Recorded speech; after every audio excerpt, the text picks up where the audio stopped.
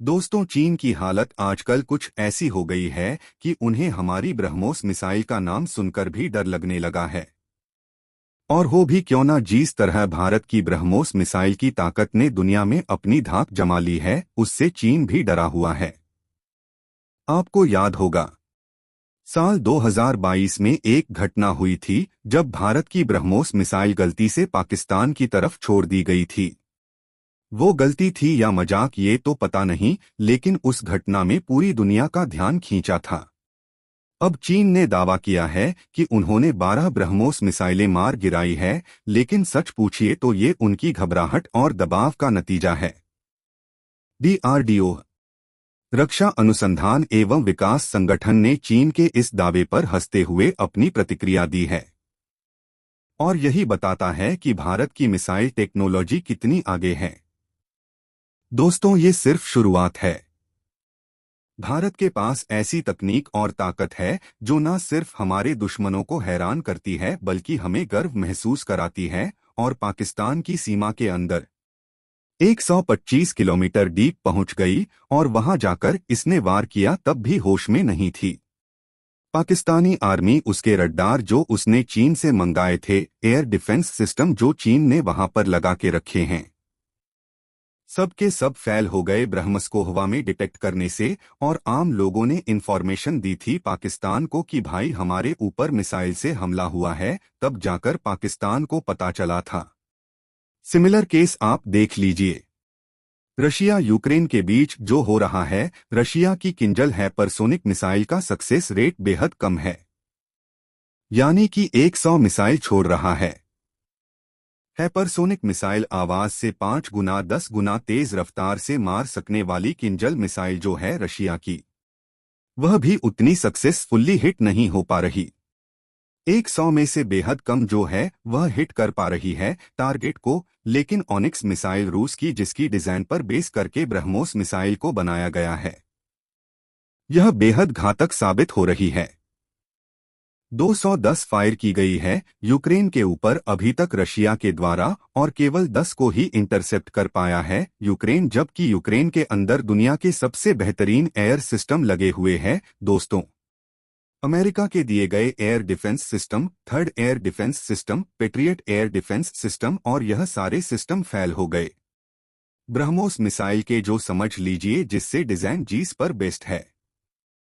Onyx missile को रोकने में तो ओनिक्स मिसाइल खतरनाक है, तो जरा सोचिए, उसका एडवांस वर्जन है ब्रह्मोस मिसाइल, जिसे रशिया और भारत के डीआरडीओ ने मिलकर के इसे बनाया है।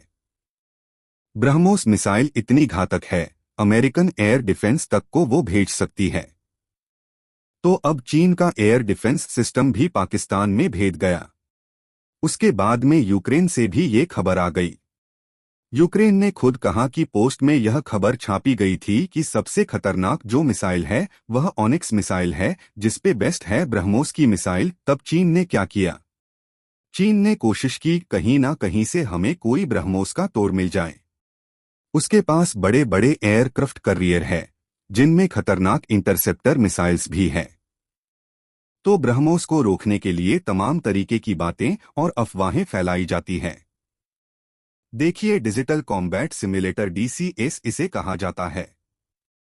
कई ऐसे बड़े एडवांस जो है संस्थाओं हैं जो डिजिटल कॉम्बैट सिम्युलेटर का इस्तेमाल करके ये चेक करती हैं कि फलाना मिसाइल की कैपेबिलिटी पेपर के ऊपर क्या है, और फलाना डिफेंस इक्विपमेंट जो है एयर डिफेंस सिस्टम, उसकी कैपेबिलिटी पेपर पे क्या है। यह सारी चीजों को कंप्यूटर के एल्गोरिदम में फीड कर दिया जाता है, और कंप्यूटर इसके सामने एक हाइपोथेटिकल सिनेरियो, कल्पनीय स्थिति पैदा कर दी जाती है कि चलिए ठीक है, ब्रह्मोस को अगर छोड़ा जाता है फिलीपींस की तरफ से, फिलीपींस ने खरीद लिया है ब्रह्मस को भारत से। आपको बता दें, भारत ने सिर्फ ब्रह्मास्त्र बनाए नहीं है चीन पे हमला करने के लिए, बल्कि अगर खुद हमला नहीं कर रहा है तो चीन के सारे दुश्मनों को भारत ने ब्रह्मास्त्र सप्लाई करनी शुरू कर दी, बेचना शुरू कर दिया, और सहर्ष स्वीकार कर रहे हैं। चीन के पड़ोसी देश जो से खुन्नस खाकर बैठे हैं चीन की विस्तारवादी नीति के चलते, और भारत भी खुशी से उन्हें ब्रह्मोस सप्लाई कर रहा है कि जाओ जाओ बिल्कुल ठोको। चीन को अब फिलीपींस के पास में भारत का दिया गया ब्रह्मोस मौजूद है तो सिमुलेशन में चेक किया गया कि अगर फिलीपींस ने 1712 मिसाइल ठो ई जो चाइनीज नेवी उसके जो एयरक्राफ्ट कैरियर है उसके ऊपर में तो क्या चीन का एयरक्राफ्ट कैरियर उसे रोक सकेगा। फिर चीन का एयर डिफेंस सिस्टम की डिटेल उसमें फिट थी। उस सिमुलेटर के अंदर तो यह देखा गया जब 12 मिसाइलों को छोड़ा गया तो चीन के एयरक्राफ्ट कैरियर ने 40 इंटरसेप्टर मिसाइल छोड़ी और 40 इंटरसेप्टर मिसाइल का सामना करते हुए 12 ब्रह्मोस मिसाइलें जो थी वो मर गई। अब ये बात चल रही है, सिमुलेशन की कंप्यूटर सिमुलेशन चलाया जा रहा है जिसमें ग्राफिक्स के माध्यम से देखा जाता है कि ब्रह्मोस 12 अगर छोड़ दी जाए सीधा चीन की एयरक्राफ्ट कैरियर के ऊपर में तो उसके पास जो 40 इंटरसेप्टर मिसाइल अगर उसने छोड़ तो क्या 12 की बारी ब्रॉस को वह हवा में इंटरसेप्ट कर पाएगा। तो बिल्कुल वैसा हुआ, 12 की 12 ब्रोस मिसाइल छू भी नहीं पाई। एयरक्राफ्ट कैरियर को कहानी खत्म हो गई, यहां पर ब्रह्मोस यहां पर हार गई। चीन में तो जश्न मनाने की तैयारी चल रही होगी, लेकिन जरा रुकिए, बात को समझिए, अभी और डिटेल्स सुनिए। उसके बाद ब्रह्मोस मिसाइलों की संख्या बढ़ा दी गई। 24 ब्रह्मोस मिसाइल एक साथ दाग दी गई एयरक्राफ्ट कैरियर के ऊपर में। ये सब कुछ सिमुलेशन में हो रहा है और 24 को काटने के लिए इंटरसेप्ट करने के लिए चीन के एयरक्राफ्ट कैरियर ने 63 इंटरसेप्ट मिसाइल छोड़ दी। अब इससे क्या हुआ? क्या सारी रुक गई? नहीं भाई साहब, दो जो ब्रह्मोस मिसाइलें थी वह हिट करने में कामयाब हो गई और आपको लग रहा होगा कि दो ही हिट करने में कामयाब हुई। आगे सुनिए उसके बाद। और मिसाइलें बढ़ा दी गई। 33 ब्रह्मोस मिसाइलों को छोड़ा गया सिमुलेटर के माध्यम से और उसके बाद में उसे काटने के लिए इंटरसेप्ट करने के लिए चीन की जो एयरक्राफ्ट कैरियर है वह 76 इंटरसेप्टर मिसाइलों के साथ हमला करती है, लेकिन उसके बाद 12 ब्रह्मोस मिसाइलें सक्सेसफुली अपने टारगेट को हिट करती है। 12 ब्रह्मोस मिसाइलों ने अगर हिट कर दिया तो डूबनाता है और एयरक्राफ्ट कैरियर उस सिमुलेशन में भी डूब गया। पर डीआरडीओ की बात को सुनिए और समझिए दोस्तों। डीआरडीओ ने जब पब्लिक किया था कि क्या क्या कैपेबिलिटीज क्या क्या क्षमताएं हैं ब्रह्मोस मिसाइलों की, तो दोस्तों यह बताया गया था कि ब्रह्मोस मिसाइल अपने रास्ते को बदल सकती है, हवा में मनवर कर सकती है। ब्रह्मोस मिसाइल बात करें यूक्रेन की, सेम वही हुआ।